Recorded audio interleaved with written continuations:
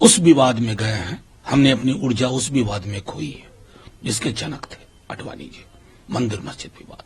बहरहाल अब तो मुझे लगता है कि क्या ही कहें, एक पैराडाइम शिफ्ट हुआ।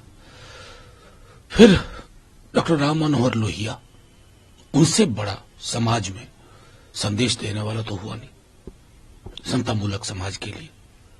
उन पर क्यों नहीं नजर जा रही है प्रधानमंत्री जी के, बस यही कहना। 40 साल का जिक्र बयान ये भी दिए जा रहे हैं कि सरकार नफरत के आधार पर काम कर रही है एक तरीके से। देखिए, सरकार है, उनकी अपनी प्राथमिकता है। मैंने सिर्फ ये कहा कि जब संदर्भ बनाए ना तो संदर्भ समेकित हो, समावेशी हो। 40 बरस हम लोगों की तो पूरी की पूरी स्टूडेंट लाइफ इस विवाद में इस देश की ऊर्जा को खत्म होते देखते बीती है। You are demanding for Ram Manohar Lohia. Of course yes, क्योंकि देखिए लोहिया जी को उत्तर दक्षिण पूर्व पश्चिम समतामूलक समाज के लिए जो लोग भी सोचते हैं उनके दर्शन में रहता है लोहिया जी को भारत रत्न तो वही है ना। कांग्रेस के सहयोगी साथी आप भी हैं, टीएमसी भी है, लेकिन सुर और ताल अलग अलग क्यों है? जब ममता बनर्जी कहती है कि कांग्रेस पार्टी लोकसभा चुनाव में 40 सीट भी जीत ले, ये भी मुश्किल लग रहा है। मैं देखिए उनकी टिप्पणियों पर टिप्पणी नहीं करना चाहता, लेकिन मेरा आग्रह अभी भी होगा अपने दल की ओर से, जो लालू जी तेजस्वी जी की इच्छा थी पटना की बैठक से लेकर अब तक, कि छोटे छोटे ये जो मतभेद है, अंतर्विरोध है, इनको किनारे किया जाए। उसी में भला है इंडिया गठबंधन का भी, देश का भी। पिछड़ों की राजनीति के लिए जाने जाती है आपकी पार्टी, लेकिन आजकल खुद कांग्रेस और मोर्चा राहुल गांधी ने संभाला हुआ है। सरकार पर आरोप है कि ओबीसी के साथ न्याय नहीं हो रहा है, ओबीसी वर्ग को हाशिए पे रख दिया गया है।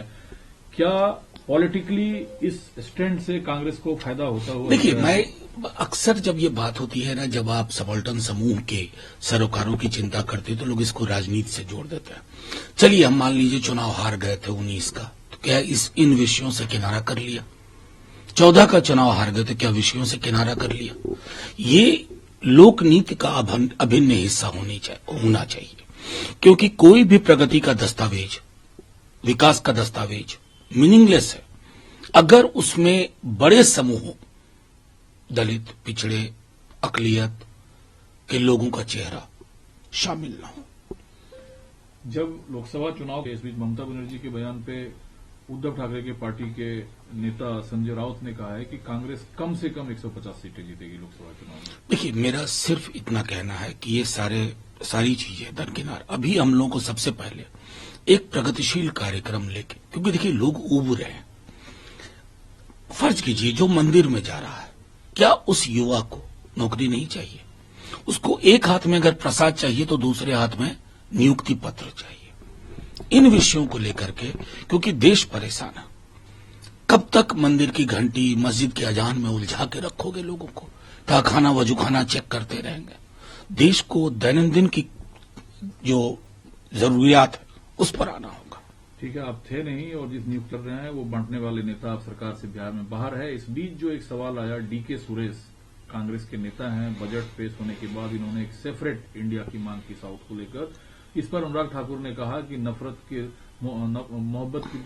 की बाजार में मोहब्बत की दुकान खोलने वाले जो नेता हैं उनके नेताओं की ये जुबान है। देखिए, अनुराग ठाकुर जी की कौन सी जुबान थी जब उन्होंने कहा था कि गोली मारो डैश डैश डैश? मैं याद नहीं कराना चाहता। नफरत के कारोबारी मोहब्बत की बात करें तो अच्छा भी नहीं लगता। बहरहाल डीके सुरेश के बयान के साथ कोई नहीं खड़ा। एक व्यक्ति बताइए, ये देश है भाई, कश्मीर से कन्याकुमारी, लेकिन इसकी अखंडता और एकता के लिए एक आवश्यक है ये बात कि एक संतुलन बना रहे।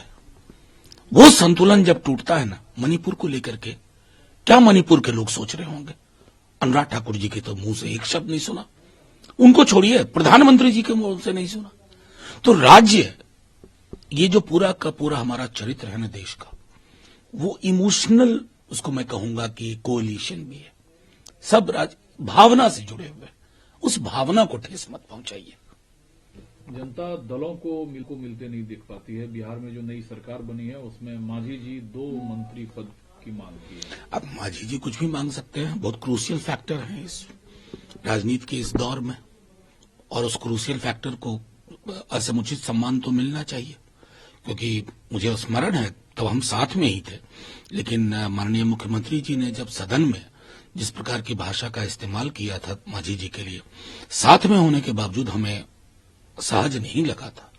मैं तो सिर्फ इस गठबंधन को कहूंगा कि इस तरह के अंतर्विरोध जो है ना, वो ये बताते हैं कि आपने एक अच्छी सरकार, जो पहली बार लाखों लाख नियुक्तियां बंट रही थी, पता नहीं किसको दर्द हुआ, कौन सा दर्द हुआ।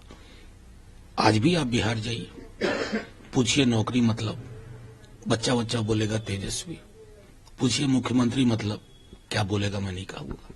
झारखंड की सरकार में आपकी पार्टी भी शामिल है। डॉट पॉलिटिक्स देखने को बार बार देश में मिल रहा है। विधायकों को फिर हैदराबाद भेजा जा रहा है।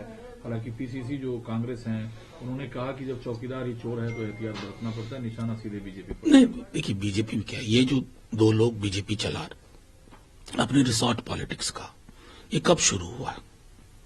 जब पोचिंग को लेजिटिमाइज किया गया। एक विधायक जिता के आप सरकार बना लेते हो। चुनाव जीतने के बाद सरकार बनाने की कला हमने देखी थी, ये एक्सेप्टेड है। चुनाव हारने के बाद भी सरकार बनाने का करिश्मा तो कर दिखाया है मोदी जी, अमित शाह जी ने। तो क्या करे इंसान? पोच के लिए तैयार रहे या कुछ अपने को संरक्षित करने की कोशिश करे? इस बीच आपने कहा कि 40 साल मुल्क का बर्बाद हुआ है मंदिर मस्जिद। आज ही के दौर में ज्ञानवापी मस्जिद को लेकर कोर्ट का फैसला आता है। जो गर्भगृह है उसमें हिंदू पक्षकारों को पूजा की इजाजत दी गई है, जिस पर ऐतराज जताया जा रहा है मुस्लिम पक्ष। मैं माननीय कोर्ट से सिर्फ एक बात कहूंगा, संसद ने एक कानून पारित किया था, प्लेसेस ऑफ वर्शिप एक्ट। उस कानून पे नजर भी है न्यायपालिका की या नहीं, इसी सवाल में मेरी टिप्पणी है। और मैं फिर से कहता हूं, वजू खाने तहखाने की खोज में, ढूंढने में, सूंघने में हमने इस देश के युवाओं का भविष्य गर्त में डाल दिया है।